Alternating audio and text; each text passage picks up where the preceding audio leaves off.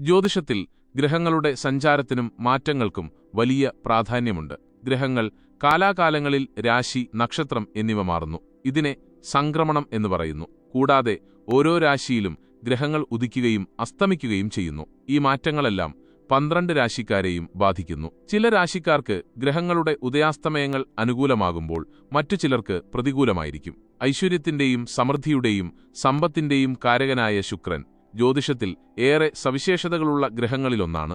നിലവിൽ മീനം രാശിയിലുള്ള ശുക്രൻ March 17-ന് അസ്തമിക്കുകയും March 23-ന് രാവിലെ 5:49-ന് അതേ രാശിയിൽ ഉദിക്കുകയും ചെയ്യും. അസ്തമിച്ച് 4 ദിവസത്തിനുള്ളിൽ ശുക്രന്റെ പുനർജനം എല്ലാ രാശിക്കാരെയും സ്വാധീനിക്കും. എന്നിരുന്നാലും താഴെ പറയുന്ന 3 രാശിക്കാർക്ക് അതുല്യമായ നേട്ടങ്ങൾ ലഭിക്കാൻ സാധ്യതയുണ്ട്.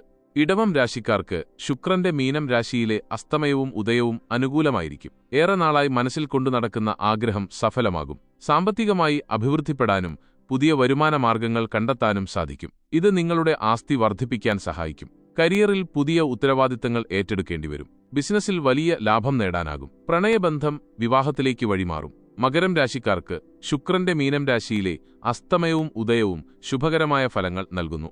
ആത്മവിശ്വാസത്തോടെ ഏറ്റെടുക്കുന്ന ജോലികൾ വേഗത്തിൽ പൂർത്തിയാക്കാൻ സാധിക്കും. ജോലിയിൽ സ്ഥാനക്കയറ്റം, ശമ്പള വർധനവ്, ആഗ്രഹിച്ച സ്ഥലത്തേക്ക് മാറ്റം എന്നിവയുണ്ടാകും. ദാമ്പത്യ ജീവിതം സന്തോഷകരമാകും. കുടുംബ ബന്ധങ്ങൾ കൂടുതൽ ദൃഢമാകും. വസ്തുസംബന്ധമായ ഇടപാടുകളിൽ നിന്ന് നേട്ടം കൊയ്യാനാകും. കുംഭം രാശിക്കാർക്ക് ശുക്രന്റെ മീനം രാശിയിലെ അസ്തമയവും ഉദയവും അനുകൂലമായിരിക്കും. മുൻകാല നിക്ഷേപങ്ങളിൽ നിന്ന് വലിയ നേട്ടം കൊയ്യാനാകും.